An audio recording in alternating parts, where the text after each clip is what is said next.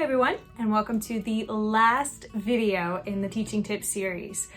These videos originally started as a way to help supplement the music education process and add additional value to the studio when everything shut down last year and we had to kind of make all these adjustments and figure things out, and some things were very up in the air. So this feels like a very natural time for that to come to a close, and today I'm going to be talking about something that doesn't tend to get a lot of attention, which is the idea of reviewing old pieces.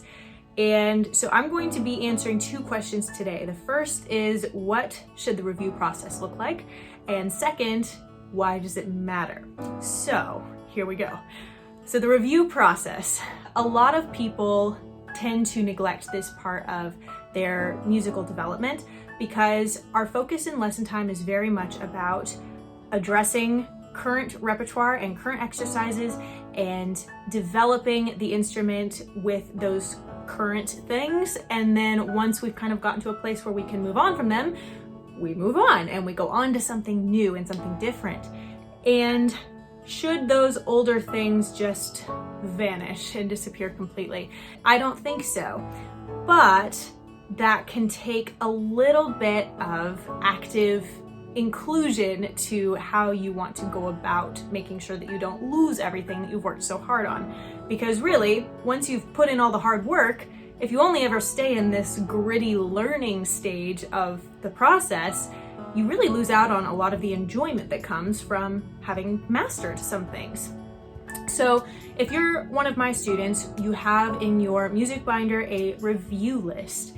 And as we complete things in lessons, whether we get to a point where we have performed something or there's just not a lot for us to really work on anymore in lesson time and we're ready to move on to something new, once that we reach that point, a song goes on the review list. And usually I like to cap that at about 5 pieces, because any more than that kind of starts to feel a little overwhelming to try and get through regularly. But if you have about 5 pieces that you're trying to review, it's actually pretty easy to just incorporate 1 piece per day in your practice routine. Most of the time, you should be able to review 5 pieces a week. Now, this obviously would be somewhat of a revolving list. As we continue to complete pieces, the newer ones would replace some of the older ones, whether we didn't really care for them as much or they're so simple now compared to other stuff we don't really want to play or sing them anymore. Whatever the case, this really is training a bigger habit, which is making sure that you're consciously going back to older music when you've reached the point of mastering it, just to enjoy it. And what this is going to do over time is reveal to you what are your most favorite pieces, because those are going to be the ones that you still go back to even when they're no longer on that review list. And ultimately, this is going to help you understand what you enjoy playing and singing, because you'll probably notice some themes in the types of songs that you want to go back to over and over and over again.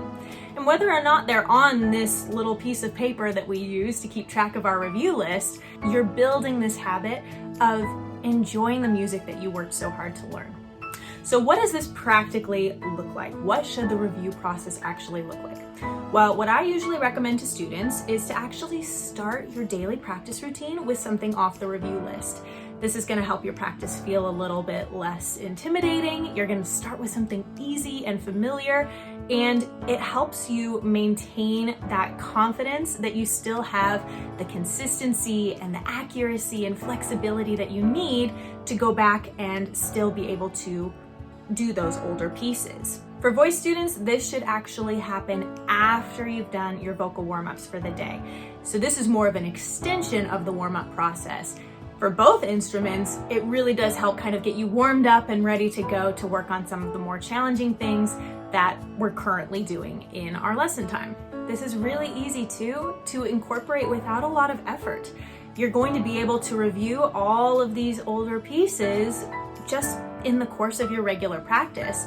The only thing you have to do is just remember, right? So this is just such an easy way to include that daily review of those older pieces. Again, over time, you're going to notice which ones you want to go back to the most, whether or not they're still on that list. There are pieces that I still go back to that I may have learned as long as 20 years ago. And they're just the pieces that I love to play and sing. And because I've reviewed them regularly over the years, I can still feel very confident about going to share those with other people and just to play or sing them for my own enjoyment because they're just so familiar still. But this process does take intentionality.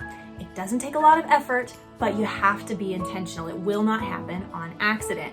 And just including it at the start of your practice routine is a great way to make sure that it is actually happening. And this kind of answers the second question as well, right? Why does it matter?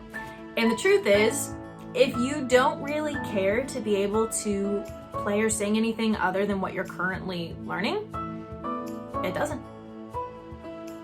If you love music and you want to enjoy the music that you are working on, then it definitely matters. And I'm willing to bet that if you are putting in the time and the money and the effort to study and get better at an instrument like piano or like the voice, then you probably love music and this probably matters to you. So make sure you review your older pieces this week, check your review list, start building that habit so that you can just really get the most out of your music education and your love for music in general. I also hope that you can join us later next month because our next virtual recital is coming up on June 26th.